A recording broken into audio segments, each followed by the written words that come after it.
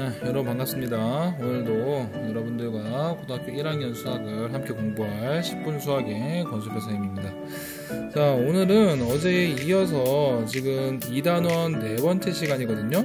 오늘은 뭐 할 거냐? 오늘은 2차 방정식이 주어지면 그 2차 방정식의 그 개수들과 그리고 그 2차 방정식의 근 사이에는 어떠한 관계가 있을지, 다시 말해서 2차 방정식의 근과 개수와는 어떤 상관관계가 있을지에 대해서 여러분들과 함께 수업을 진행해 보도록 하겠습니다. 근데 우리 교과서에 있는 순서랑은 조금 바꿔서 이렇게 수업을 진행해 보려고 해요. 여러분들은 교과서 어디를 먼저 펴냐면 56페이지. 자, 56페이지를 먼저 펴고 함께 수업을 진행해 보죠. 자, 여러분들 2차 방정식의 일반형은 어떻게 생겼습니까? 2차 방정식의 일반형은 이렇게 ax 제곱 플러스 bx 플러스 c 이꼴 0이고, 어쨌든 2차항이 살아있어야 되니까 a의 값은 0이 아닐 겁니다. 그쵸?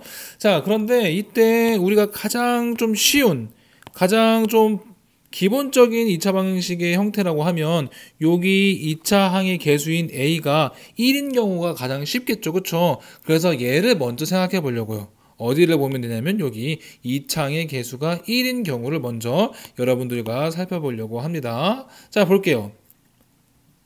자, 2차항의 개수가 1인 2차 방정식의 두 근이 만약에 자 알파랑 베타라고 한번 해봅시다. 자, 그러면 이 2차 방정식은 어떻게 인수분해가 돼야 하죠? 그렇죠.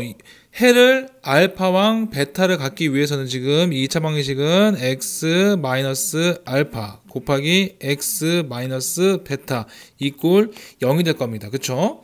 자, 그러면 이 2차 방정식은 어떻게 생긴 건가요? 얘를 한번 전개를 한번 해보겠습니다. 그럼 어떻게 되냐면 얘는 x 제곱 마이너스 알파 플러스 베타 x 플러스 알파랑 베타 곱하니까 알파 베타 이꼴 0이 되겠죠. 자, 그러면 봅시다. 지금 2차 항의 개수는 1인 거 맞고요. 1차 항의 개수가 바로 뭐가 되냐면 1차 항의 개수가 여기 마이너스의 두 근의 합이 1차 항의 개수가 되겠네요. 그렇죠? 그럼 상수항은요? 상수항은 두 근의 곱이 바로 상수항이 되네요. 그죠? 자, 그래서 이상을 정리하면 다음과 같은 사실을 알 수가 있어요. 자, 두 수를 근으로 하는 2차 방정식, 2차 항의 개수가 1이고 두 수 알파랑 베타를 근으로 하는 2차 방정식은 어떻게 생겼냐? 마이너스의 두 근의 합이 1차 항의 개수고 두 근의 곱이 상수항이 된다라는 사실을 우리가 바로 살펴볼 수가 있습니다. 자, 그럼 예제 5번을 아주 쉽게 풀 수가 있죠. 그쵸? 자, 2차 항의 개수가 1이에요. 그쵸? 2차 항의 개수가 지금 1이고 다음 두 수를 근으로 하는 2차 방정식을 구하시오. 어떻게 구할 거냐? 1번은 바로 쓸 수 있죠. x 제곱에 마이너스 어떻게 1차 항의 개수는 마이너스 붙이고 그 다음에 두 근의 합 2 플러스 3 x 플러스 두 근의 곱 2 곱하기 3 이꼴 0으로 쓸 수 있겠네요. 이상 정리하면 x 제곱 마이너스 5 x 플러스 6 이꼴 0이다 라고 문제를 해결할 수가 있겠습니다. 자, 2번 보죠. 자, 2번은 어떻게 문제를 풀 수 있을까요? 자, 가보면 자, 1차항의 개수는 두 근의 합이고 상수항의 개수는 두 근의 곱이라고 했습니다. 그쵸? 자, 먼저 두 근의 합을 구해보죠. 두 근의 합은요. 두 근의 합은 지금 1 마이너스 루트 3i 플러스 1 플러스 루트 3i인데 실수 부분끼리 허수 부분끼리 더하는 거니까 얘는 2가 될 테고 두 근의 곱은 얼마가 됩니까? 두 분의 곱은 자 1 마이너스 루트 3i 1 플러스 루트 3i 그럼 얘는 1의 제곱 마이너스 루트 3i 전체 제곱이 되는 거죠? 그죠? 합차 공식이니까요. 자, 그럼 얘는 얼마야 돼요? 1 마이너스 3이 돼서 4가 되네요. 두 근의 합이 뭐라고 했냐면 1차항이 개수 영향을 주는 거고요. 그죠? 두 근의 곱이 상수항이 된다고 했으니까 우리는 뭘 알 수 있어요? 2차항의 모양새가 어떻게 생겼냐? x 제곱 마이너스의 두근의 합 얼마? 2x 플러스 두근의 곱 이꼴 0 요렇게 생겼다는 걸 알 수가 있겠습니다. 자, 그러면 이번에는 이제 2차 방정식에서 2차항의 개수가 지금 a인데 이 a가 뭐 1이 됐건 뭐가 됐건 이제 아무 상관없이 가장 일반적인 형태로 구해볼게요. 아까는 1인 경우에 아주 한정적인 경우를 살펴봤고 지금은 그냥 1이 아니어도 그냥 2차항의 개수가 a라면 그러면 이때 근과 개수와의 관계는 어떤 상관관계가 있을까를 한번 살펴봅시다. 자, 다시 말해서 2차항의 개수가 A인 2차 방정식이 두 근이 만약에 알파랑 베타라면 그러면 이때 2차 방정식은 어떻게 쓰여질까요, 여러분? 어쨌건 간에 해를 알파와 베타로 가질 거니까 2차 방정식은 x-알파,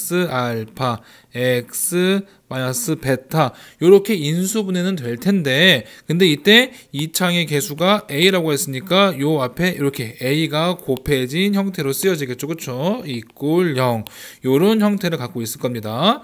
자, 그러면 다시 얘기하면 이 2차 방정식은 다 전개했을 때 어떤 형태로 생기는 거예요?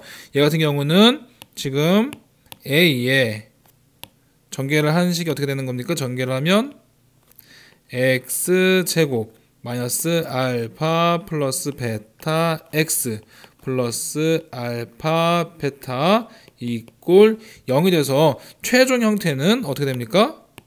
얘는 a x제곱 마이너스 a 알파 플러스 베타 x 플러스 a의 알파 베타 이꼴 0 이런 형태가 되겠죠.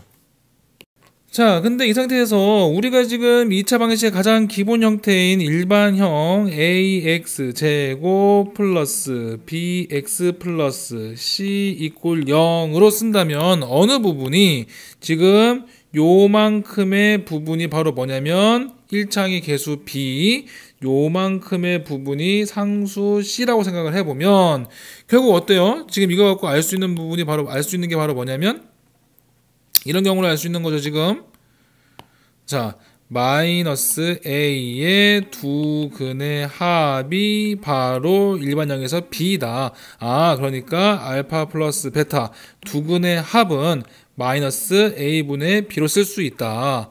또 지금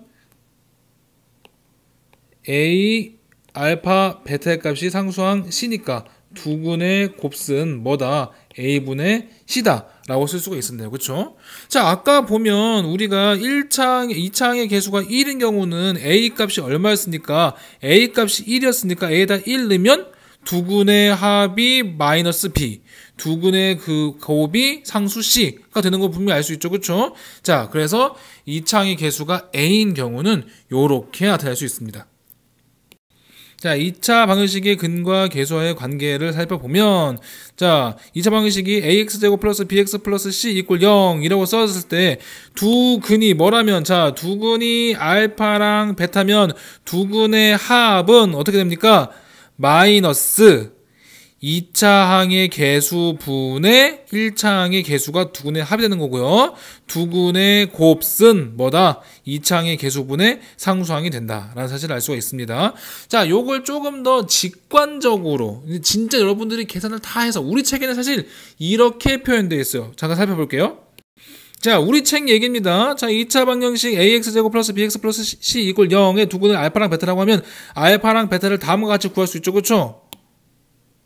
여기 어때요? 알파랑 베타를 요렇게 구할 수 있네요. 그쵸? 자, 근데 두 근의 합이라고 하면 어느 부분이 여기 지금 플러스 루트의 부분과 마이너스 루트의 부분이 상쇄되죠. 그쵸? 그래서 뭐가 된다? 요렇게 마이너스 a분의 b가 된다라는 사실을 알 수 있고요. 두 근의 곱을 하면 다음과 같이 쭉 해서 지금 뭐분의 뭐 2차항의 개수분의 상수항이라는 사실을 알 수가 있겠네요. 그쵸? 직접 계산을 해도 알 수 있고 아까 우리가 2차항의 개수가 1일 때의 증명 과정을 통해서도 알 수 있는 바예요. 그죠? 이 부분 여러분들 잘 기억했으면 좋겠습니다. 아니 그래서 문제를 어떻게 푸냐, 어떤 문제가 있냐. 자, 예제 4번 한번 볼게요. 자, 2차 방정식 ax 제곱 마이너스 2x 플러스 2 이꼴 0의 두 근을 알파랑 베타라고 할게요. 자, 그러면 근과 계수와의 관계에 의해서 두 근을 더하면 이게 얼마입니까? 자, 두 근의 합은 마이너스, 그쵸? 그런 다음에 2차 항의 개수 분의 1차 항의 개수. 그래서 얼마? 2이고, 그런 다음에 두 근의 곱은 얼마예요? 2차 항의 개수 분의 상수. 그래서 얼마? 2다 라는 사실을 알 수 있죠. 그쵸? 자, 그러면 봅시다. 1번 볼게요. 지금 우리 뭘 구하는 거냐면 알파 플러스 1 곱하기 베타 플러스 1의 값을 구하는 거네요. 전개하면 알파 베타 플러스 베타 플러스 1이 되겠네요. 그쵸? 자, 보면 여기 알파 베타가 얼마고 2이고 알파 플러스 베타가 얼마니까 2니까 2랑 1 다 더하면 얼마? 이 값은 5가 되는 사실을 알 수 있겠네요. 그쵸?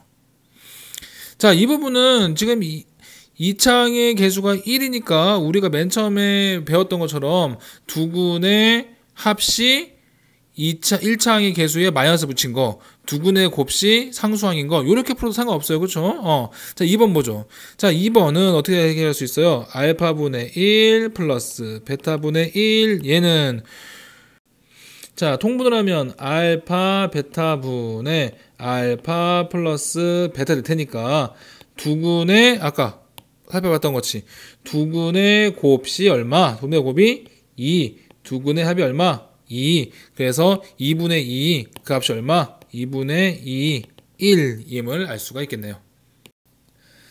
자, 오늘은 여러분들이랑 어떤 얘기를 했습니까? 어떤 얘기를 했냐면 2차 방정식이 있을 때 2차 방정식 ax제곱 플러스 bx 플러스 c 이꼴 0이 있을 때 자, 증명 과정까지는 여러분들이 꼭 뭐 알아둘 필요까지는 없지만 결과만큼은 꼭 알아둬야 됩니다. 이때 우리는 뭘 알 수 있었냐면 첫 번째 두 근의 합과 두 번째 두 근의 곱을 바로 이 개수들의 상관관계를 갖고 구할 수가 있었다라는 걸 알 수 있었죠. 그쵸? 배웠죠? 자, 두 근의 합은 어떻게 구할 수 있었냐면 마이너스 2차항의 개수 분의 1차항의 개수가 두 근의 합이었고요.